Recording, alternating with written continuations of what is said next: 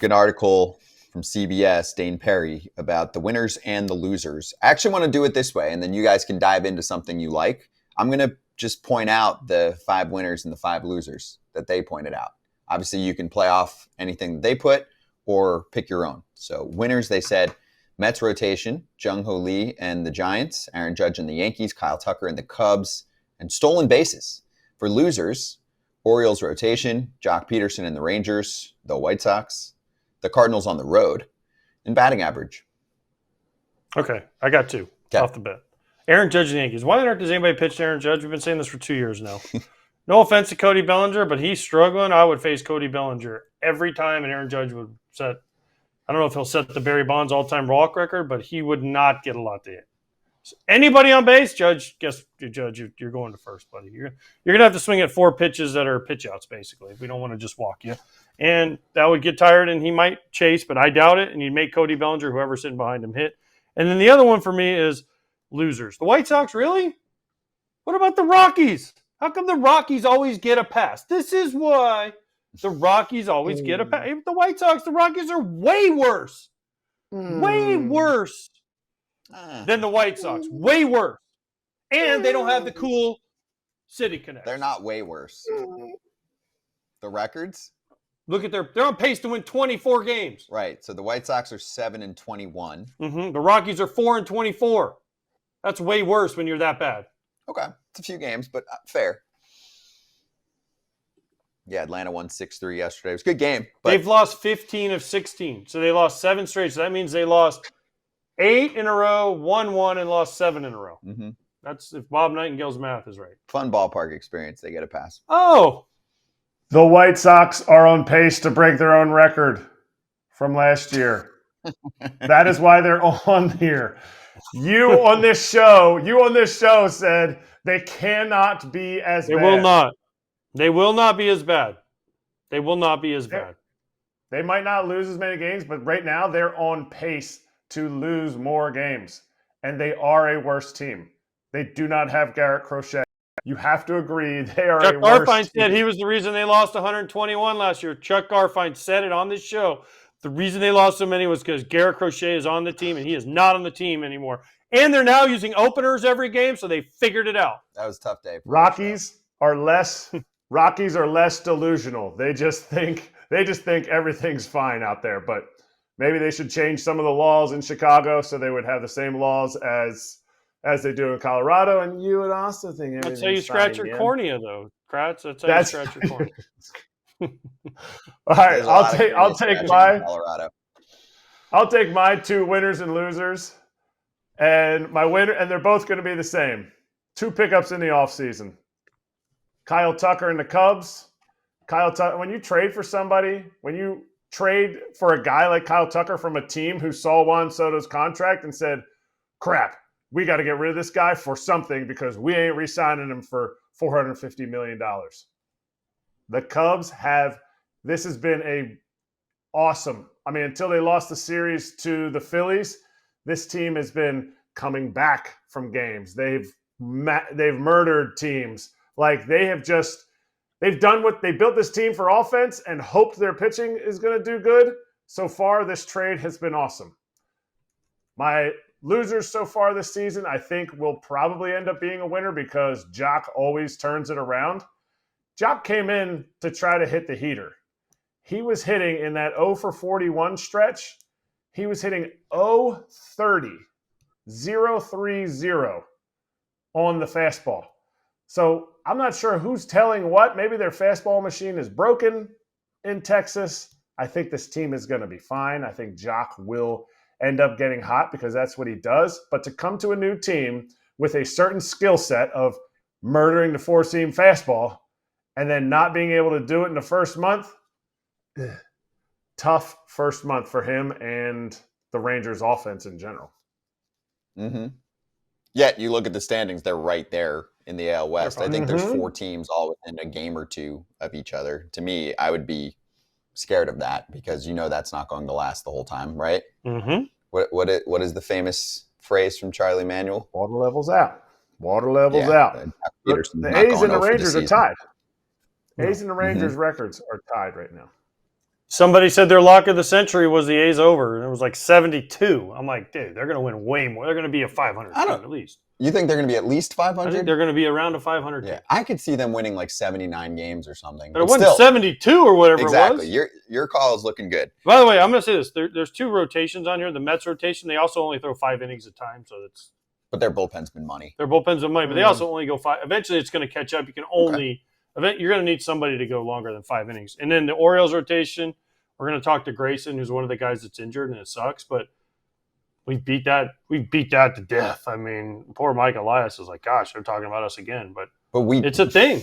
We talked about it for a long time, and it's right. I know it's a thing. It's a real thing. I mean, I'm going to talk to some Orioles fans this weekend when I go to Pickles Pub, right there, next to the park. And well, they're all turning now. They're all turning. Say. Yeah, they're all turning.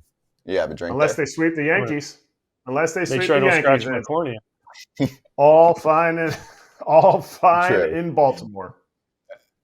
So I've got a couple, but I do want to make that prediction. Do you think they win the next 2 against the Yankees? No. Okay. I have a couple winners, but first I wanted to play off something Kratz said because we have talked a lot about Kyle Tucker, as has everyone, right? He's an MVP candidate. It's been a great pickup for the Cubs. There's a couple other pickups for the Cubs that are really helping the offense in particular, because I'm looking back and I'm like, obviously Tucker's great. He can impact the entire lineup, but Carson Kelly has been hitting out of his mind so far this year. Pete Crow-Armstrong at the plate, really damn good. I know a lot of his value also gets picked up with the glove and with the base running, but man, when there's a pitch in the zone, he makes hard contact. He is this year. Yeah. And he's young. I mean, he's just coming into it. Bush is off to a great start. Yeah. Pete's probably maybe 25 or 6, and this is really the first full season that he can run with things. Man, that is a really good ball player. He's 24. Oh, here come my eyes. He's 23. Yeah, I was a young 23. Just turned 23. Yeah. They offered him. Hey, I wonder if that $75 million they offered him, whether it was real or not, he turned it down. I don't know. At the time, I was like, should have taken it. He's having the kind of season or month so far that shows he was right. He's playing himself into, at least right now, he's playing himself close to the Jackson Merrill contract now. Craig Counsell last year, if you follow the Cubs, people were like, we want him out of here. Craig Counsell was the staunch supporter of PCA and saying, no, he's going to be fine. Just let him keep playing and figure it out. And they stuck with him. Now they're reaping the rewards this year. It took another offseason, but can he continue this? If he does, Craig Counsell can look at them all and be like, I was right. Yeah, and it's almost every game where he does something ridiculous, right? It could be an extra But they base. weren't worried about his defense. They were talking about offensively, and he's kind of started to figure out offensively, and that's what Craig Counsell's big thing was like, you got to let this guy figure it out. He's got the tools. He's got the talent. Will he figure it out? And now Craig Counsell's, again, is being rewarded for it. That's the thing is sometimes now when you're like, oh, Pete Crow-Armstrong won them that game, it's like, oh, it was that homer in L.A., It's homers in He's LA. He's the Christian Walker of the Cubs. Right, the new Dodger killer. Todd Father, I love the way that modern technology has changed the way that we buy, sell, trade cards, even rip packs. They're called slab packs, and they're on Arena Club. No more shuffling through everything. The common cards are all over the place. Stuff's getting folded out and all messed up. Arena Club keeps it nice and tight in your digital showroom, and then when you want that card and you want to show it off, what do? You just let Arena Club know. Let them know and grab it and take it with you. Show it off online. I think this is huge just because the fact that you talked about cutting the corners. You want to get a card that doesn't break or doesn't have a problem with it, go right to Arena Club. They have everything you need. Easy money right there for really, really good, exceptional cards. After your pulls are revealed, they'll immediately be placed in your vault for safekeeping or trading and selling. Right now, 20% off your first slab pack or card purchase by going to arenaclub.com/foul and use code FOUL. That's arenaclub.com/foul, code FOUL for 20% off your first purchase. All right, I got 2 more. I want to make sure we give love again, and I know we've done it in the past week or so, to Jung Hoo Lee. This was a pickup from the prior regime, and it took a season. He wasn't great when he played last year, and then he got hurt. He only lasted, what was it, last year? 30, 40 games, like 41 games. Should have watched the Open on Fox, Scott. It was all about Jung Hoo Lee. Was it? Just saying, yeah. some guy talked about him for like 3 minutes. I do watch and listen to you on Saturdays more than I'd like to admit, but I did give myself Saturday off. I did. I was away. He's got a 167 OPS plus, Jung Hoo Lee, 930 OPS. He's almost a 2-win player so far this season. And whether you have one eye or two, you can see the instincts, right? You got to see him in person. This guy's a high baseball IQ bloodlines player, right? Mm-hmm. It looks like baseball has been around him his entire life. You know how there's some guys where you're just like, yeah, he grew up with it. He has a famous family in grandson baseball. Of the Wind. And by the way, he was my superhero too, just saying, last week. He's playing like one. Crushed it. Did you get to see him in person? Like, did you get to go near him to see the size? I wasn't allowed within 10 feet of him. Really? No, I don't. He just did his see him. So on the field, he looks like more of a slight, smaller dude, right? Apparently, in person, he's a little bigger than you think. Like, he's got like the broad shoulders. You can see that there's a little more strength than what appears with the clear, what is it? The cream white uniform that you I saw my 3rd round pick though. I saw Logan Webb. I talked to him. So I was proud of him. He was so happy that I picked him that high. Did you tell him that? No, I didn't tell him. He was sitting next to Verlander in the best line. So we did the game on Saturday and it was Brandon Crawford Day in San Francisco, and they did a whole thing. It was awesome. He came up in the booth for us.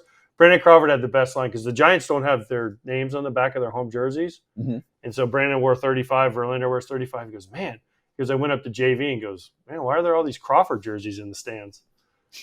And JV, Justin was like, what? That's good. It was funny. But that's Crawford. He was great, by the way. Did a great interview with us, too. Brandon did? Oh, yeah. During the game, came up there, crushed it. Did you ask him if he'll be in the front office next year? I did. I said, because when I first saw him, he was talking to Buster Posey and Larry Baer, and I was like, hey, were you auditioning for a job? He's like, at least he goes, it's nice to know somebody in case I do want one. Yeah, he'll be there next year. That's my prediction. All right, one more. This is from that article that sparked this conversation, and this is from a few days ago, so don't quote me on the exact number, but we're close here. Stolen bases are up again. Obviously, they were going to tick up with the rule changes, right? With the limits on pickoffs, with the bigger bases. So in 2022, MLB teams stole 0.51 bases per game. So we had a stolen base every other game. In 2023, with the rule changes, it went to 0.71. Last season, it went up, but to 0.74. This year, we're at 0.84 as of a few days ago. So we're getting closer and closer to one stolen base per game, which would double what we were at a few years ago. Mission accomplished with these rules, right? Mm-hmm. It doesn't create craziness. There were some people at the time, because you don't know what it's going to look like, that were like, we might get 2-3 stolen bases a game. No. But hasn't it got us to a healthier number for more entertainment? Isn't that what we want? Yes. I want action. I love stolen bases. I want action, baby. I'm not catching anymore. Steal all you want. I don't care. Don't bother me. I don't have to try and throw you out. Sell out. Our brother and our back there, sore arms. Jose Trevino's arm is killing him. Yainer Diaz, he's like, golly, the pitchers learn one time to hold a guy. Yes, it's fun to watch guys steal bases. Yes, it's good that it's up. I think it's cool because there's actually more caught stealing too, because guys are taking those risks. Don't be risk averse. The game, one stolen base might win you a game. One game might put you in the playoffs. So take the advantage, but everybody's learning this system still. They're learning how to use their pickoffs, the best time to use it. I love it. O'Neal Cruz and Pete Crow-Armstrong have 12 stolen bags. They lead the league. And then right after them is Ellie De La Cruz. Fair. 50. 50 is the number that you think someone will end up with? Where's that guy, Jeremy Pena? He was supposed to get 50, remember? Nah, yeah, he's not going to as well. 50. No. You know who's right after Cruz in stolen bags? Luis Robert.